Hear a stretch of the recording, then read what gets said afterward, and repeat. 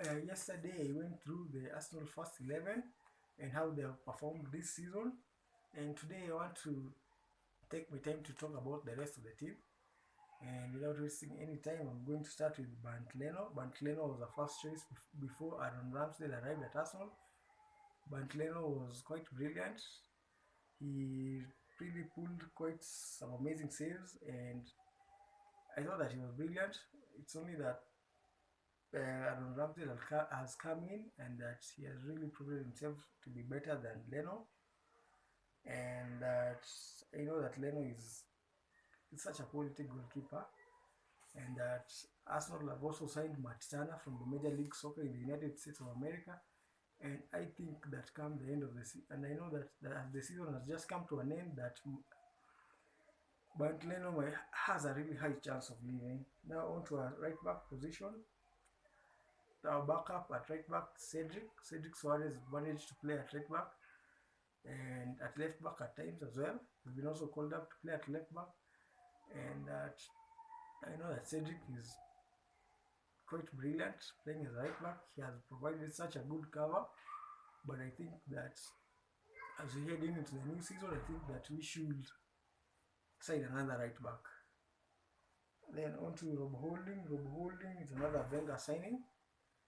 He arrived to Arsenal in 2016, and that he has really proved himself to be also quite a good centre back. Remember that we signed him when he was very young, and it's only at this stage maybe that he has gained quite some experience. And that this season, Rob Holding has managed to play such a special role for Arsenal. Remember that when Arsenal took the lead and they wanted to lock the game out, this is when they brought on Rob Holding, and that Rob Holding has managed to play that role very well. And I think that Rob Holding can be such a good backup for Arsenal that we should definitely keep him. Now on to William Saliba. William Saliba is another player who was voted the League One Young Player of the Season award. And this is another player that I think that he is going to take Arsenal to the next level. He's good on the ball. He's averaging 82.8% passes per 90 minutes, higher than White at 52.8, Gabriel 57.5, Rob at 52.2%, and he has also managed to keep 14 clean sheets. And remember that this is a young player. I think he's around 20 or 21 years old, and that he's really proving himself to be one of the best centre backs in the world. And I know that come next season he's really going to challenge both Benoit and Magalhaes for that starting position in that centre back position. He arrived to Arsenal from Saint Etienne in France for then record fee of 30 million euros, and paying 30 million euros for a player then loaning him out, I thought that maybe the manager was making a mistake, but with the amount of game time that he has gained, I know that that has only helped him to really become one of the best. And I know that with more game times, I know that he's just going to be one of the best. Now on to Sambi Lokonga. Sambi Lokonga is another player that arrived to Arsenal from Belgian side Anderlecht. And I know that when Thierry Henry was working at Anderlecht, I believe that he is the one who proposed that we should sign Sambi Lokonga. And Sambi Lokonga looks like a very brilliant box midfielder. He loves to possess the ball. He loves to stay on the ball. He can dribble, drive the ball from deep. He can pass the ball quite well. But at the moment, I think that he's maybe a little bit experienced, but with time he's going to just become one of the best midfielders. He's just going to become a very good midfielder. Now to Nicolas Pepe. Nicolas Pepe arrived to Arsenal from Lille, and he's the club's most expensive signing. And he's the most expensive signing in the history of the club. Remember that he arrived for a world record fee of £72 million, and for £72 million, I thought that maybe you had found the next Eden Hazard who was going to really to light up the Premier League. But after moving from one league to another, I don't think that Pepe has really proved himself to be worth that amount that we paid for. And sometimes I think that maybe one of the reasons why he hasn't really proved himself is that Arsenal really paid such a huge fee for him. Maybe there are times when he feels that maybe this was such a huge fee. Maybe he feels that he needs to maybe justify that he's worth that amount. But he's quite decent, and as they say in football, class is permanent, form is temporary, and Pepe is just going to become one of the best winners. Remember that he has been linked to the move to Seville for only one third of the amount of money that Arsenal paid for him, for around £25 million, and that there is a very high chance that he might leave Arsenal Football Club. Now to Dinos Mavropanos. Dinos Mavropanos has moved to Stuttgart on a permanent deal of £4.5 million. He's young, and I know that Dinos Mavropanos is going to really help Stuttgart. Remember that he really helped them to not to be relegated, and I know that with his presence in the team is really going to improve. Now on to Pablo Mari. Pablo Mari is another player that left Arsenal during the January transfer window, and I thought that Arsenal really they really let too many players go out on loan, and that at Udinese, I think that he's really enjoying his football at Udinese, and that there's also a very high chance that he might leave, and that with William Saliba, Rob Holding, Gabriel Magalhaes, and Ben White, I think that maybe we have enough cover for that position, and I don't think there's any need for another centre back.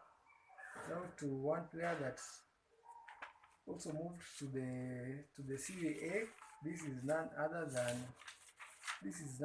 than Lucas Torreira. Lucas Torreira moved to the Serie A side, Fiorentina.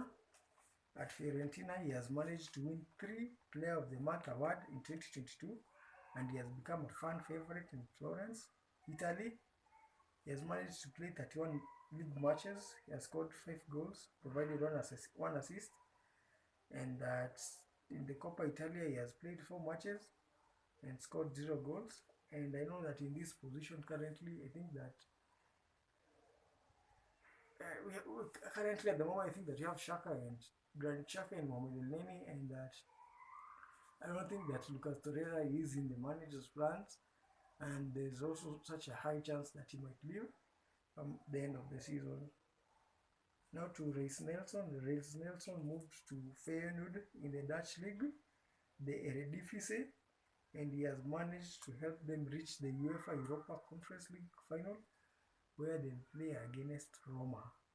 He has managed to play 21 matches, and in those 21 matches he has scored 2 goals and provided 4 assists. I know that any club that might sign Reiss Nelson, they'll receive such incredible services, because I know that he's such a quality winger. Now to Hector Bellerin.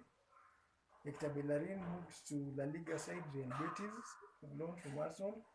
He has managed to play 23 matches. In those 23 matches, he has scored 0 goals and provided 2 assists. And he has also helped Real Betis win the Copa del Rey title and achieve a 5th position in the league. He has been at Arsenal for around 7 seasons. And during those 7 seasons, he has managed to make 239 appearances. And I know that Heki is such a brilliant winger, is such a brilliant fullback or a wingback. He's best known for his speed. He's just one of the fastest. He's just a Usain Bolt. but I think that Hector Bellerin has really had his chance at Arsenal, and that Arsenal should consider signing another right back. Now to Ainsley Maitland-Niles. Ainsley Maitland-Niles is sort of a utility player. He can play in a number of positions: right back, left back, defensive midfielder, central midfielder on the right wing.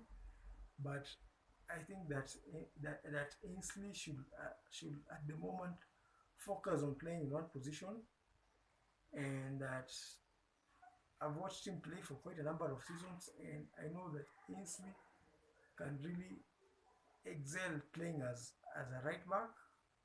Him and Takehiro, I think that they are both quality fullbacks which the manager can which the manager can rely on, and that there is no need for signing another right back, because we already have a right back in Ainsley Maitland-Niles. Remember that he came through the academy, and that we should definitely keep him. Currently he's on loan at Roma, but there's a high chance that he'll come back to Arsenal, and my suggestion was that we should definitely keep him and offer him a chance to play regular football. Now to Matteo Guendouzi. Matteo Guendouzi is another player that I thought he was brilliant from the start. He's aggressive, he doesn't like to lose, but a new manager came in, and unfortunately maybe they couldn't get along. I thought that they had a fallout with the manager. I think one of the reasons was maybe the attitude of the discipline, and this meant that he had to move out on loan to Hertha Berlin in the Bundesliga. Then finally he moved to Marseille, and at Marseille he has really proved himself. Remember that he has earned a national team call-up, and I think that Guendouzi he'll go places, and that Marseille signed him for £9 million. I think that Arsenal lost such an incredible player for such a small fee, and that I know that Guendouzi is going to take Marseille to a different level, because he's such a world-class midfielder. Now to a player who I keep on forgetting about. This is none other than Nuno Tavares. No, I've talked about Nuno Tavares. I think I've covered Nuno Tavares, and I've said that he needs some playing time, and he really needs his confidence to be up, because I think that he's such an incredible player as well. Now lastly, I'd like to talk about one player that left Arsenal in such a crucial time of the season, and this is Pierre-Emerick Aubameyang. And the big question with Pierre-Emerick Aubameyang is that, would Arsenal have achieved Champions League football if Pierre-Emerick Aubameyang was still at the club? And maybe do you think that the manager was too harsh on him?